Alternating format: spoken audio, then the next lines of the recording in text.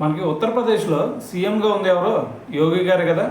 ఆయన సీఎంగా ఉన్నప్పుడు ఎవడైనా సరే తోక జాడిచ్చినా లేదంటే అసభ్యకరంగా ప్రవర్తించినా ఏం చేస్తాడు? కాల్చి పక్కన పడేస్తాడు కదా. అయితే మరి ఇటువంటి సిచ్యువేషనే ఇప్పుడు ఒకటి ఎదురైందనమాట. ఏమైందంటే ఒక మహిళ తన పని ఏదో తను చూసుకుందాం అని చెప్పేసి రోడ్డున బుర్రకాయ వేసుకొని నడుచుకుంటూ పోతూ ఉంది. మరి తను వెళ్తుంది వెళ్ళనియొచ్చు కదా.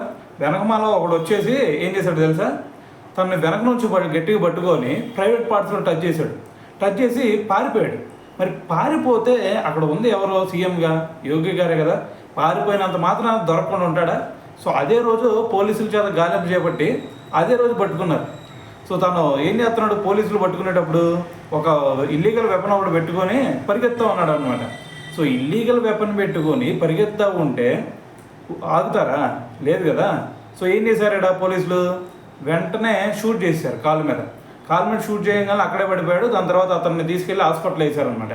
సో ఇప్పుడు ఆ మహిళ ఎవరైతే ఉన్నారో సో తనకి క్షమాపణ చెప్పించాడు. సో మరి ఇటువంటి సిచ్యువేషన్స్ ఖచ్చితంగా యోగి గారు లాగా ఒక టఫ్ డెసిషన్ తీసుకుంటేనే ఇటువంటి వాళ్ళకి కొంచెం బుద్ధి వచ్చిందని చెప్పాలి.